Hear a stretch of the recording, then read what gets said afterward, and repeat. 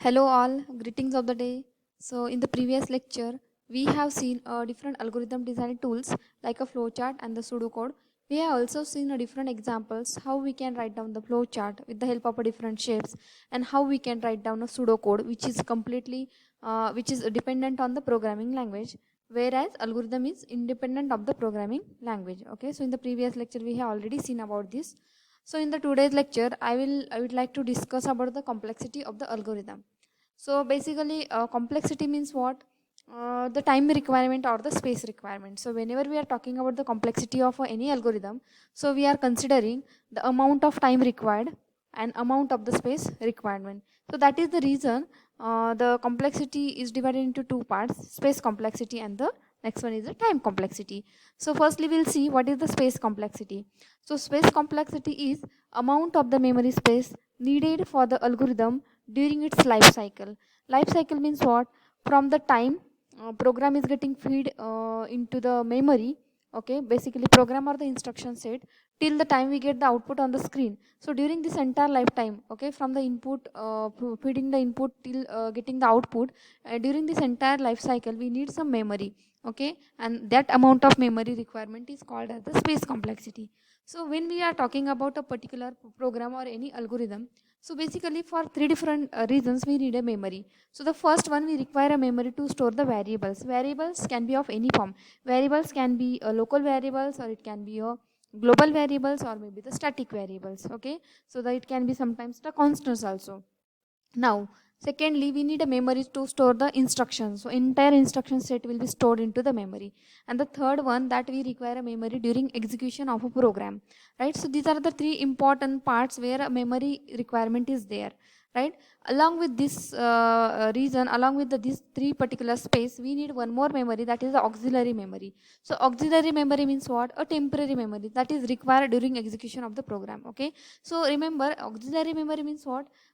We are not considering it as a part of the program, okay, but maybe temporarily we have to store some data into that memory. So that memory is called as the auxiliary space, okay. So basically that is also considered in the space complexity. So space complexity consists of the auxiliary space plus the input space, right? So now talking about the next part about the complexity, so we'll see the next part about the complexity. So talking about the complexity or the space complexity, we have already seen a three different space. Okay, so to be very specific, we are calling it as an instruction space. Okay, so what is instruction space here? It is the amount of memory used to save the compiled version of the instruction. Okay, for example, if I am having 100 lines of code, okay, so that is written in, for example, in the Python language. For example, that is written in the C or the C++ language. So what happens here?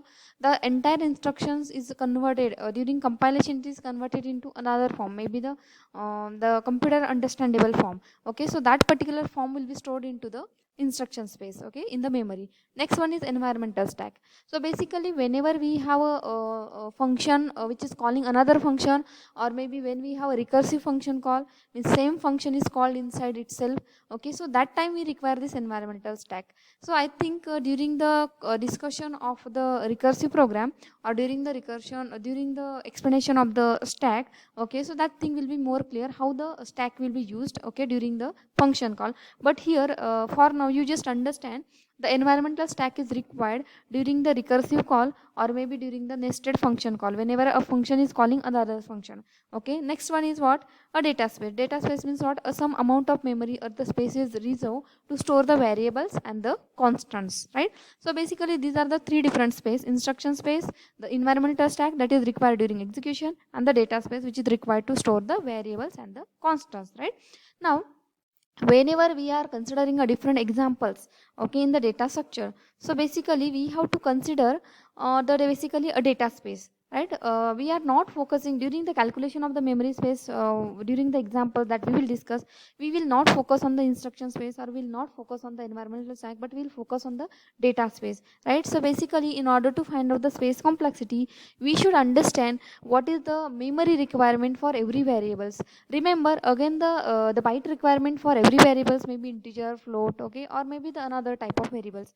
So that is dependent on the operating system and which bit version we are using, okay. So according to the OS, it will vary, right? So consider, for example, if I require 1 byte of memory to store the characters, 2 bytes of memory to store the integers, and the 4 bytes of memory to store the float, and 8 bytes of memory to store the float variables. Okay, so considering this particular data, so for example, here we have function, right? And what is the function? This function is taking the three different variables, integer variable, that is p, q and r. We are performing addition of sum of all the variables, and finally we are returning the result that is stored inside the variable z. For example, this is my program which is returning in particular language. It is a pseudocode, or maybe it is some form of for example, here I have not mentioned the return type or all.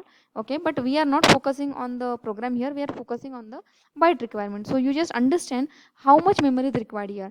For example, I have here 4 different variables, so right? So 4 different variables are of type integer. So how much memory is required to store the integer variables? So 2 bytes of memory is required. So 2 into 4, so 8 bytes of memory is required to store these variables.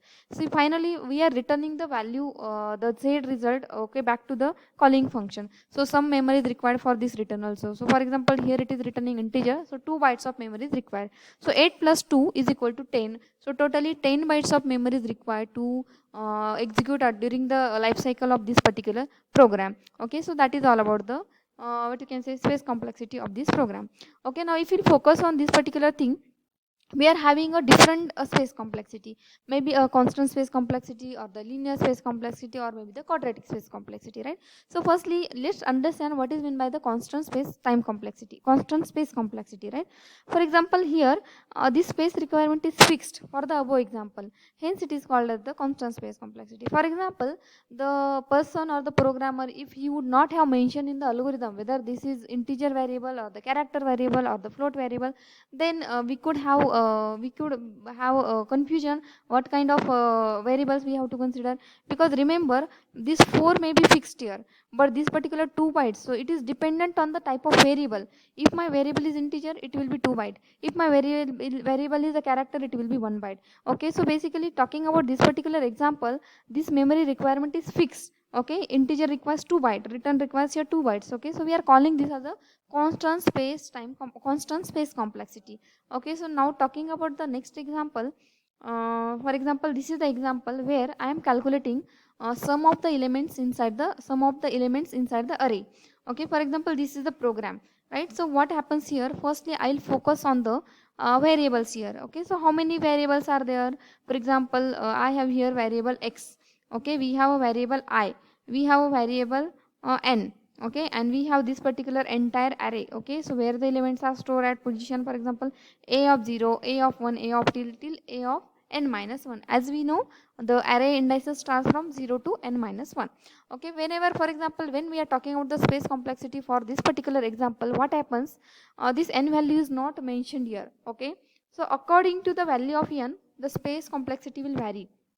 For example, if I have total 5 elements in the array of type integer, so I may require 10 bytes to store the element. If I am having total 10 elements inside the array, I may need a 20 bytes of memory. So basically talking about this particular algorithm or the program here, so this particular space complexity is dependent, or it is directly proportional to the size of the array. So that is what it is coming under the linear space complexity. Why the word linear is used? It is linearly varying. Okay, if n is increased by 2, so according to that the space requirement will be increased. Okay, so it is linearly dependent on the size of the array.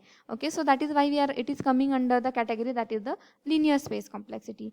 Okay, so now similarly we can have other also, like quadratic also. Okay, and we can have a other complex space complexity as well. Okay, so as the complexity of the algorithm increases, space complexity also increases. Okay, but we should always focus on writing the algorithm code in such a way that we will have a minimum space complexity. Okay, so basically when we are talking about the performance of any algorithm, okay, so when we will say the performance of algorithm is good or it is best whenever the space requirement is less or whenever the time requirement is less. So we should always focus on reducing the space requirement and reducing the time requirement. Okay, so that is all about the space complexity. So in summary, talking about the space complexity, that amount of space or amount of memory required, okay, during the entire life cycle of the program is called as the space complexity, which consider three different spaces: instruction space, data space and the environmental stack. So instruction space is the part where the compiled version of the program is stored, entire instruction is stored,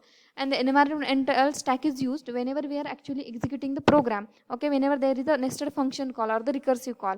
Okay, so that is required during execution. And the third one is the data space. So basically when we are talking about the finding out the space complexity, we are focusing on this data space. Okay, so memory is required to store the variables or some data. It may be the constants also, right? So that time we should understand the byte requirement for the every variable.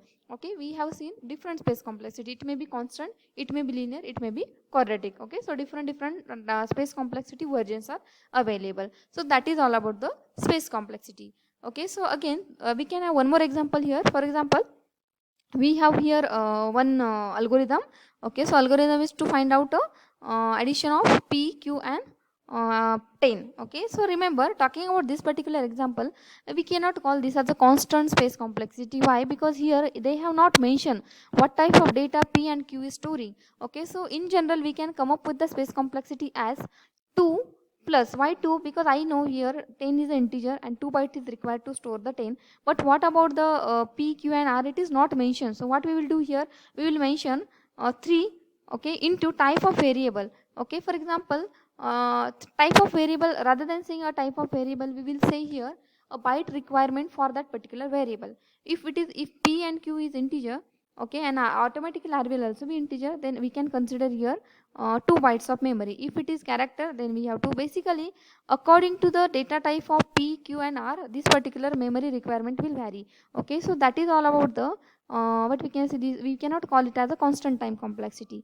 Okay, why? Because here they have not mentioned the type of variable. So remember, during the calculation of the during calculation of the space complexity, we should be aware of the size and we should be aware of the type of variable. Okay, now going ahead about the time complexity. So similarly, time complexity means what? Amount of time required, okay, during execution, amount of time required to execute particular program, okay, or to run till its completion, right? For example, talking about the time complexity, remember this particular parameter is varying according to program to program. For example, if my task is to search particular element inside my array or inside my list, okay, so where the more time is required here, a time requirement is there just for the operation, that is comparison. Okay, so here time requirement is related with the comparison. So basically time requirement means what? How many comparisons we are doing here. If I am having total n number of elements, and if I am doing the searching sequentially one by one,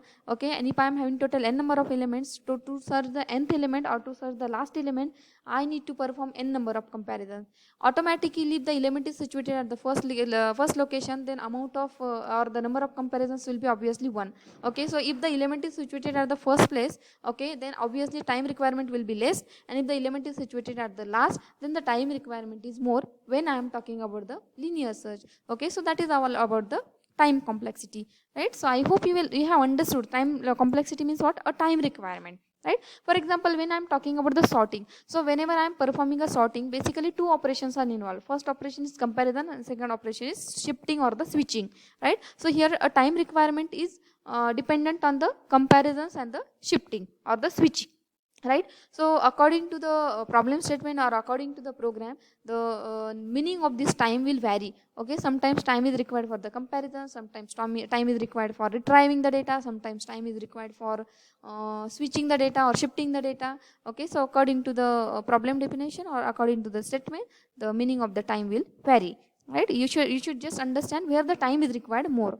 Now talking about the measurement, see space complexity can also be measured by using the asymptotic notations, and similarly time complexity will also be measured using the asymptotic notation. Okay, so what is the reason to use asymptotic notation? Because see, talking about the space and the time, it is varying according to the processor, according to the operating system. So we cannot come up with the fixed time like a second or the minute, okay, or we cannot come up with the fixed time like this many bytes only. So according to the processor, the time will vary, and according to the operating system, the byte requirement will also vary. So that is the reason, rather than saying that time in terms of minute or the second, we are using some asymptotic notation. So most of the time the time complexity is measured by using the asymptotic notation, that is the big O. So in the next lecture we will see what is the asymptotic notation, but just now you just think or you just understand this is the measure of unit which is used to measure the time complexity.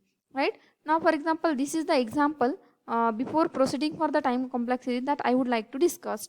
Okay, so I think we will see about this in the next lecture. Okay, so thank you for listening.